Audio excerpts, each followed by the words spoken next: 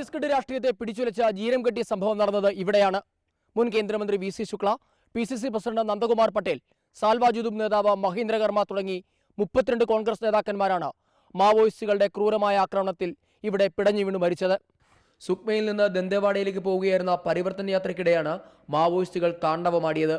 ദണ്ഡകാരണ്യം വനത്തിന് നടുക്കൂടെയുള്ള ദേശീയപാതയിൽ വൈകുന്നേരം 4 മണിയോടെ തുടങ്ങിയ വെടിവെപ്പ് മണിക്കൂറുകൾ നീണ്ടെങ്കിലും പുറം ലോകം അറിയാതിരുന്നത് ഇപ്പോഴും ദുരൂഹമായി തന്നെ തുടരുന്നു. 9 കിലോമീറ്റർ അകലെ ദർഭ പോലീസ് സ്റ്റേഷനും 15 കിലോമീറ്റർ അകലെ തൊങ്പാൽ പോലീസ് സ്റ്റേഷനും ഉണ്ടായിട്ടും 5 മണിക്കൂർ കഴിഞ്ഞാണ് പോലീസ് സംഭവ സ്ഥലത്തെത്തിയത്. പരിവർത്തന യാത്രയുടെ ഗതി അവസാന നിമിഷം മാറ്റിയതിന്റെ കാരണം ഇന്നും അജ്ഞാതം.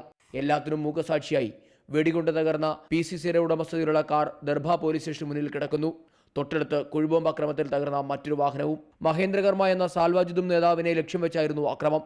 വിവേചനമില്ലാതെ വെടിവെക്കുകയായിരുന്ന അക്രമികൾക്ക് മുന്നിലേക്ക് മഹേന്ദ്രകർമ്മ ഇറങ്ങിച്ചെല്ലുകയായിരുന്നുവെന്ന് അക്രമ സമയത്ത് കർമ്മയുടെ ഒപ്പമുണ്ടായിരുന്ന സത്താർ അലി അനുസ്മരിക്കുന്നു. कर्मा जी खुद खड़े हो गए, बोले मत मारो यार, ये पूरे निर्दोष लोग, कार्यकर्ता लोग, इनको क्यों मार रहे हो, मैं महेंद्र कर्मा, मुझे मारो, ऐसा बोल के अपने आप को वहाँ पे नक्सलियों के सामने सिलेंडर किया कर्मा जी ने.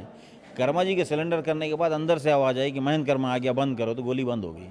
മഹേന്ദ്രകർമ്മ എന്ന കരുത്തിന്റെ മരണത്തോടെ സാൽവാജുദും എന്ന സംഘടനയും ഇല്ലാതെയായി. ദേശീയ അന്വേഷണ ഏജൻസിയും ഹൈക്കോടതിയിലെ സിറ്റിംഗ് ജഡ്ജിയും അന്വേഷിക്കുന്ന കേസിൽ നിരവധി കാര്യങ്ങളാണ് തെളിയാനുള്ളത്. ഈ അനുകൂല സാഹചര്യത്തിൽ സഹതാപതരംഗം സൃഷ്ടിച്ച് ഭരണം പിടിക്കാൻ കോൺഗ്രസിന് കഴിയുമോ എന്നാണ് രാഷ്ട്രീയ നിരീക്ഷകർ ഉറ്റുനോക്കുന്നത്. ഛത്തീസ്ഗഡിലെ ജീരംഘട്ടിയിൽ നിന്നും ക്യാമറമാൻ സുജി പട്ടാമ്പിക്കൊപ്പം R. സന്ദീപ്, മാതൃഭൂമി ന്യൂസ്.